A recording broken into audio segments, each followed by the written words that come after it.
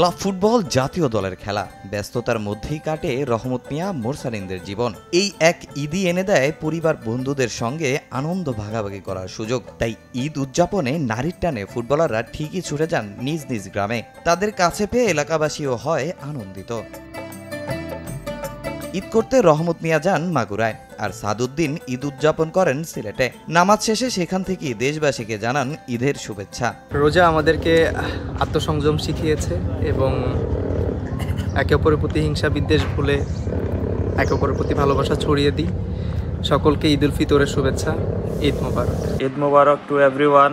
সবাইকে ঈদের অনেক অনেক শুভেচ্ছা রইল। সবাই আত্মীয় স্বজন, ফ্যামিলি, বন্ধু বান্ধব নিয়ে ঈদ উদযাপন করুন, সুস্থ থাকুন। শেখ মুরসালিন ঈদ উদযাপন করেন ফরিদপুরে। মুসলিমদের এই আনন্দের দিনে প্রবাসীদেরও শুভেচ্ছা জানিয়েছেন ওয়ান্ডার বয়। দেশ এবং দেশের বাইরে অবস্থানরত সবাইকে ঈদের আন্তরিক শুভেচ্ছা। আপনাদের ভালোবাসা ও সমর্থনই আমার শক্তি। এই পবিত্র দিনে সবাই ভালো থাকুন, সুস্থ থাকুন। ঈদ আপনার জীবনে সুখ, শান্তি ও সমৃদ্ধি বয়ে আনুক।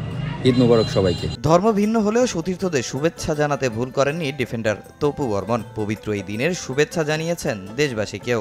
দেশবাসীকে পবিত্র ঈদ উল ফিতরের শুভেচ্ছা জানাচ্ছি। ঈদ সবার জীবনে আনন্দ বয়ে আনুক, এই প্রত্যাশাই করছি।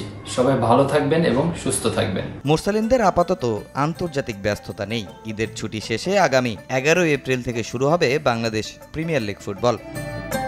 তামিম হোসেন, সময় সংবাদ।